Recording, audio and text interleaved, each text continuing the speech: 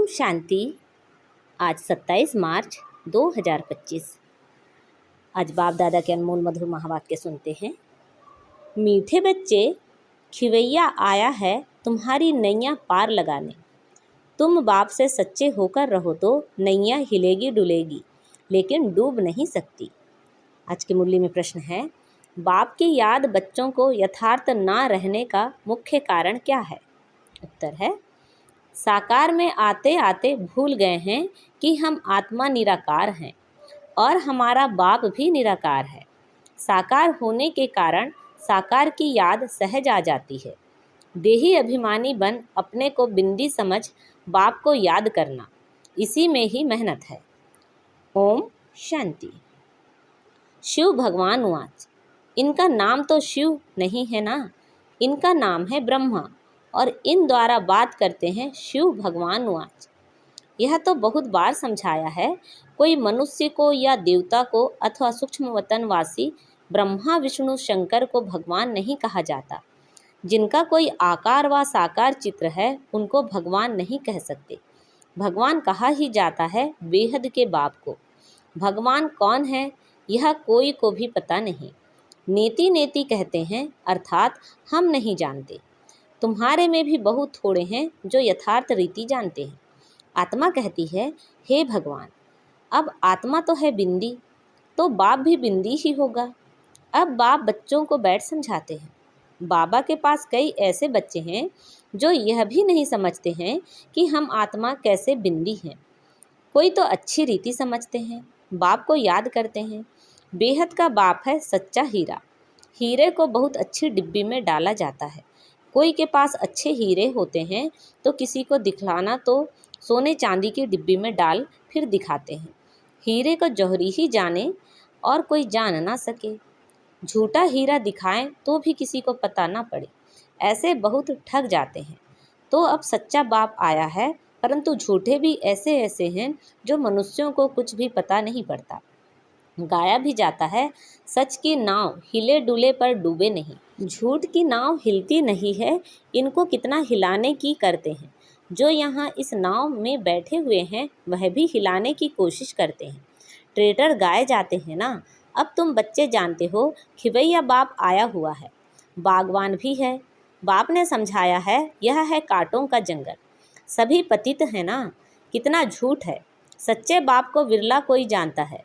यहाँ वाले भी कई पूरा नहीं जानते, पूरी पहचान नहीं, क्योंकि गुप्त है ना। भगवान को याद तो सब करते हैं। यह भी जानते हैं कि वह निराकार है, परमधाम में रहते हैं। हम भी निराकार आत्मा हैं, यह नहीं जानते। साकार में बैठे बैठे वह भूल गए हैं। साकार में रहते रहते साकार ही याद आता है। तुम बच्चे अभी देही अभिमानी बनते हो। भगवान को कहा जाता है परम पिता परमात्मा। यह समझना तो बिल्कुल सहज है। परम पिता अर्थात परे से परे रहने वाला परमात्मा। तुमको कहा जाता है आत्मा। तुमको परम नहीं कहेंगे। तुम तो पुनर्जन्म लेते हो ना।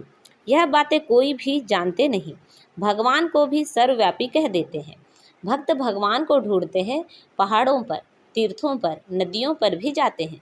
समझते हैं नदी पतित पावनी है, उसमें स्नान कर हम पावन बन जाएंगे। भक्ति मार्ग में यह भी किसी को पता नहीं पड़ता कि हमको चाहिए क्या। सिर्फ कह देते हैं मुक्ति चाहिए, मोक्ष चाहिए, क्योंकि यहाँ दुखी होने के कारण तंग हैं। सतयुग में कोई मोक्ष व मुक्ति थोड़े ही मांगते हैं। वहाँ भगवान को कोई बुलाते ही नहीं। यहाँ दुखी होने के कारण बुलाते भी हैं। भक्ति से कोई का दुख हर नहीं सकते।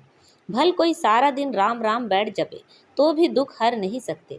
यह है ही रावण राज्य। दुख तो गले से जैसे बांधा हुआ है।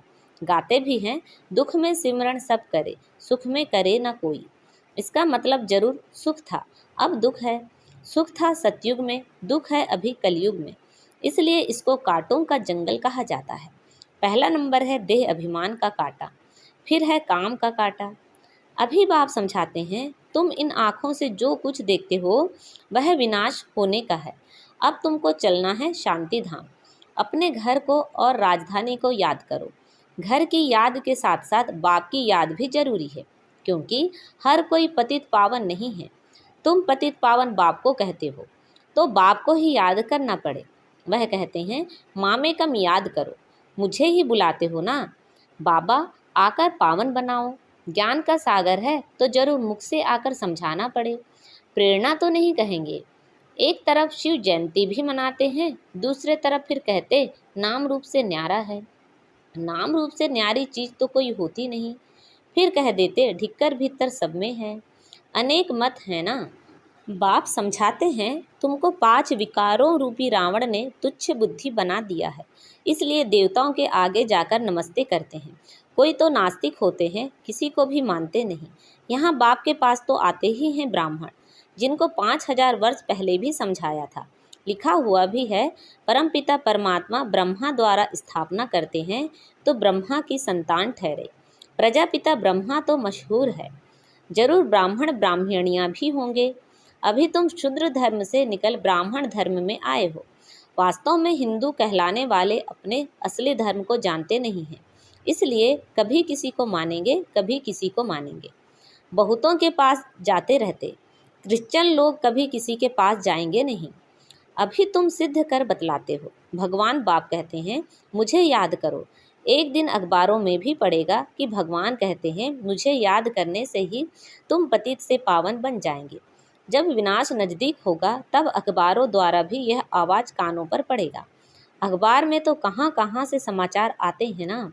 अभी भी डाल सकते हो। भगवान वाच परम पिता परमात्मा शिव कहते हैं मैं हूँ पतित पावन, मुझे याद करो तो तुम पावन बन जाएंगे। इस पतित दुनिया का विनाश सामने खड़ा है। विनाश जरूर होना है, यह भी सभी को निश्चय हो जाएगा। रिहर्सल भी होती रहेगी। तुम बच्चे जानते हो जब तक राजधानी स्थापन नहीं हुई है तब तक विनाश नहीं होगा। अर्थक्वेक आदि भी होनी है ना। एक तरफ बॉम्ब्स फटेंगे, दूसरे तरफ नेचुरल कैलेमिटीज़ भी आएंगी। अन्न आदि नहीं मिलेगा, स्टीमर नहीं आएंगे, फैमन पड़ जाएगा, भूख मरते मरते खत्म हो जाएंगे। भूख हड़ताल जो करते हैं वह फिर कुछ ना कुछ जल व माखी शहद आदि लेते रहते हैं, वजन में हल्के हो जाते हैं।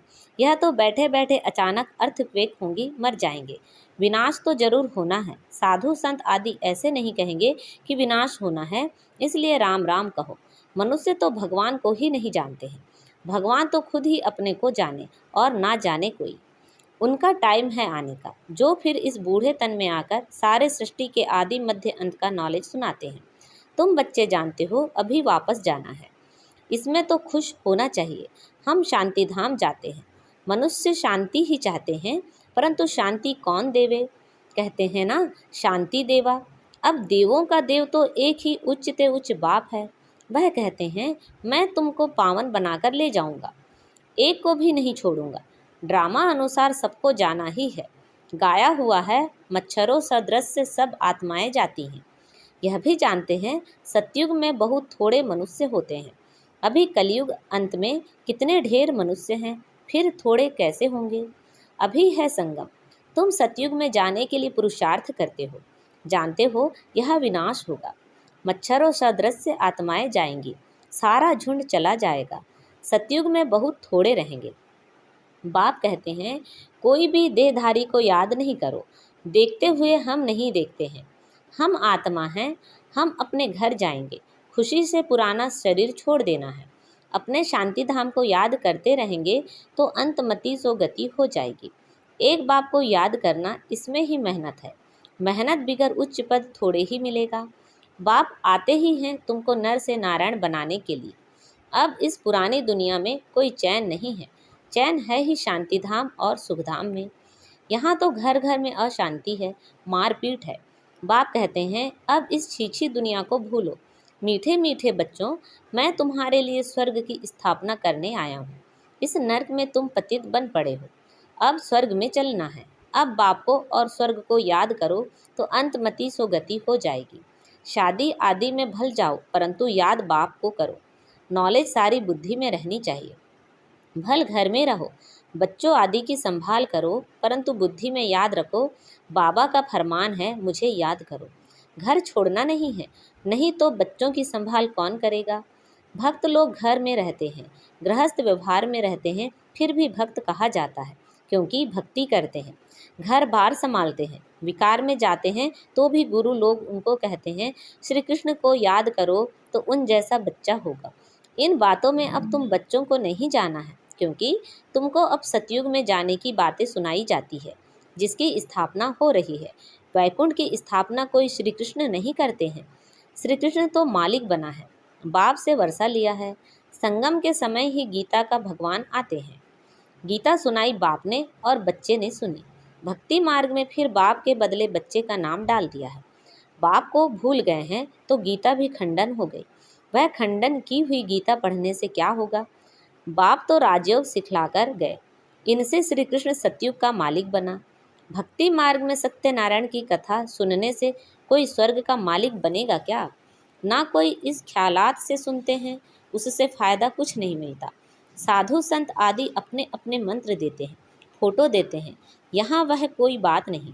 दूसरे सत्संगों में जाएंगे तो कहेंगे फलाने स्वामी की कथा है। किसकी कथा? वेदांत की कथा, गीता की कथा, भगवान की कथा। अभी तुम बच्चे जानते हो, हमको पढ़ाने वाला कोई देहधारी नहीं है, ना कोई शास्त्र आदि कुछ पढ़ा हुआ है। शिव बाबा कोई शास्त्र पढ़ा है क्या? पढ़ते हैं मनुष्य। शिव बाबा कहते हैं मैं गीता आदि कुछ पढ़ा हुआ नहीं हूँ। यह रथ जिसमें बैठा हूँ यह पढ़ा हुआ है, मैं नहीं पढ़ा हुआ हूँ। मेरे में तो सारे सृष्टि चक्र के आदि मध्य अंत का ज्ञान है।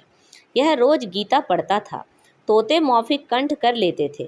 जब बाप ने प्रवेश किया तो झट गीता छोड़ दी, क्योंकि बुद्धि में आ गया यह तो शिव बाबा सुनाते हैं। बाप कहते हैं मैं तुमको स्वर्ग की बादशाही देता हूँ, तो अब पुरानी दुनिया से ममत्व मिटा दो, सिर्फ मामे कम याद करो, यह मेहनत करनी है। सच्चे आशिक को घड़ी घड़ी माशूक की याद ही आती रहती है, तो अब बाप की याद भी ऐसी पक्की रहनी चाहिए। पारलौकिक बाप कहते हैं बच्चे मुझे याद करो और स्वर्ग के वर्षे को याद करो। इसमें और कुछ भी आवाज़ करने, झांझ आदि बजाने की कोई दरकार नहीं।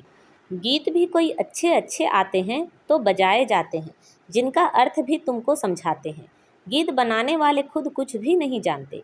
मीरा भक्तिन थी, तुम तो अभी ज्ञानी हो।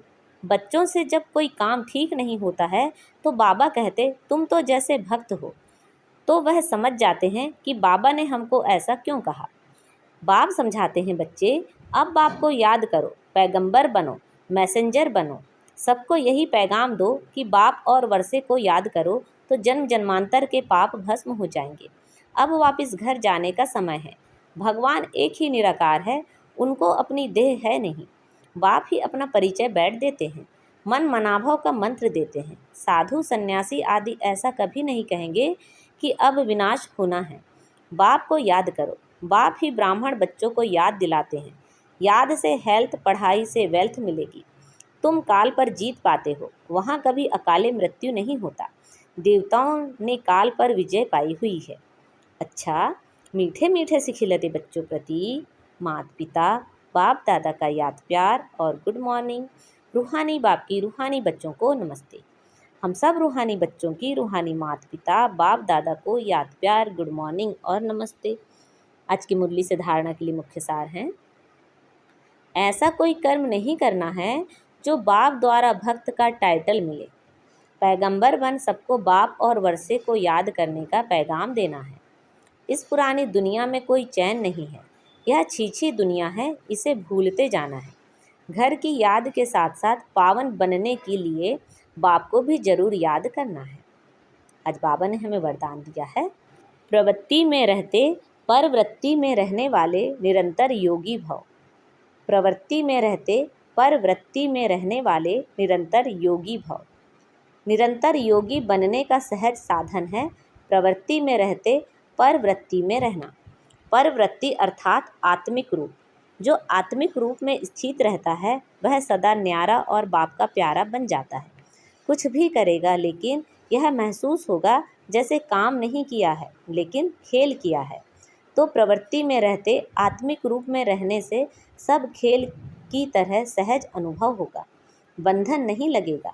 सिर्फ स्नेह और सहयोग के साथ शक्ति की एडिशन करो तो हाई जंप लगा लेंगे। आज का स्लोगन है, बुद्धि की महीनता अथवा आत्मा का हल्कापन ही ब्राह्मण जीवन की पर्सनालिटी है। बुद्धि की महीनता अथवा आत्मा का हल्कापन ही ब्राह्मण जीवन की पर्सनालिटी है। अच्छा, अव्यक्त इशारे। सत्यता और सभ्यता रूपी कल्चर को अपनाओ। हिम्मतें शक्तियाँ मदद दे सर्वशक्तिमान। शेरनियाँ कभी किसी से डरती नहीं, निर्भय होती हैं। यह भी भय नहीं रहता कि मालूम नहीं क्या होगा। सत्यता के शक्ति स्वरूप होकर नशे से बोलो, नशे से देखो। हम ऑल माइटी गवर्नमेंट के अनुचर हैं।